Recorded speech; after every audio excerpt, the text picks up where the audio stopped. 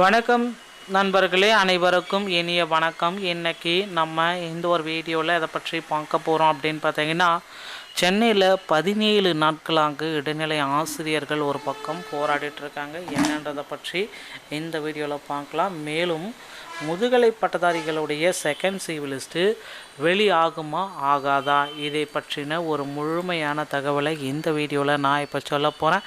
நீங்கள் நம்முடைய சேனலை முதல் முறையாக பார்க்குறீங்க அப்படின்னா சப்ஸ்கிரைப் அண்ட் பெல்லை கிளிக் பண்ணி வச்சுக்கோங்க.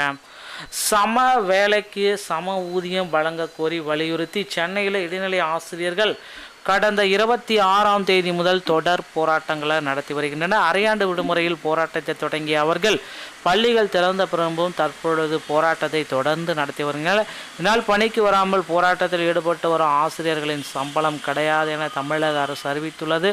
இதனால் கோபமடைந்த ஆசிரியர்கள் போராட்டத்தை மேலும் தீவிரப்படுத்தி வருகின்றனர். மேலும் பார்த்திங்கன்னா ஆசிரியர்கள் ஒரு பக்கம் தீவிரப்படுத்திகிட்டே வராங்க. அடுத்தடுத்து பார்த்திங்கன்னா அவங்களுக்கு ஒரு நல்ல முடிவுகள் எட்டப்படுமா அப்படின்ற மாதிரி எதுவுமே இன்னும் கிளாரிட்டியோடு வரல. அப்படின்றதுனால போராட்டத்தை மீண்டும் அவங்க நடத்த போகிறதா சொல்லியிருக்காங்க. மக்களே, அடுத்தடுத்த தகவல்கள் பார்த்திங்கன்னா ஆசிரியர் தேர்வு வாரியத்தில் இந்த மாதிரியான செய்திகள் தான் நமக்கும் கிடைக்கப்பட்டிருக்கு. ஸோ அதனால் கண்டிப்பாக ஆசிரியர் தேர்வு வாரியத்தில் ஒரு நல்ல செய்தியை விரைவில் நாம் எதிர்பார்க்கலாம். இடைநிலை ஆசிரியர்களுடைய நியமனம் குறித்த ஒரு மிகப்பெரிய ஒரு அப்டேட்டு கண்டிப்பாக வரும். அது மட்டுமே கிடையாது, சம வேலைக்கு சம ஊதியம்ன்ற அரசாணையை மாற்றமைக்கிறதாகவும் ஒரு சில அறிவிப்புகள் நமக்கு வந்திருக்கு. பொறுத்து நம்ம பார்க்கலாங்க. ஸோ கண்டிப்பாக அந்த 17 நாளாக போராடுற ஆசிரியர்களுக்கு விடிவு காலம் விரைவில் கிட்டும் அப்படின்றத நிச்சயமாக நம்ம எதிர்பார்க்கலாம். ஸோ இப்போ அடுத்து பார்த்திங்கன்னா ஆசிரியர்களும் பார்த்திங்கன்னா வீட்டு சிறையில் இவர்கள் எல்லாமே அமர்த்தப்பட்டிருக்காங்க.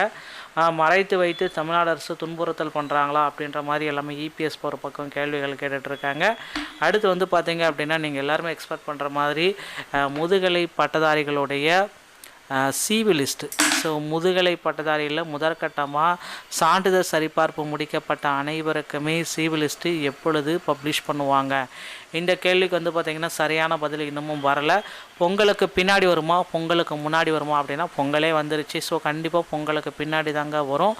இதற்கு எந்த விதமான மாற்று கருத்தும் கிடையாது. அதனால் முதுகலை பட்டதாரியுடைய சான்றிதழ் சரிபார்ப்பு முடிக்கப்பட்ட அனைவருக்குமே தற்காலிக தெரிவு பட்டியல் பொங்கலுக்கு பின்னாடி, அதாவது 19, 20 அடுத்த வாரம் திங்கள் செவ்வாயில் கண்டிப்பாக வெளியிட போகிறதா தகவல்கள் வந்திருக்கு. மக்களே, அதனால் ஹாப்பியாக இருங்க. அடுத்தடுத்த தகவலை நீங்கள் தெரிஞ்சுக்க நம்ம சேனலை சப்ஸ்கிரைப் பண்ணிக்கோங்க. இந்த மாதிரி செய்திகள் அனைத்துமே நம்ம சேனல் மூலமாக உங்களுக்கு தினசரி அப்டேட்டாக நம்ம கொடுத்துட்டு வரோம்.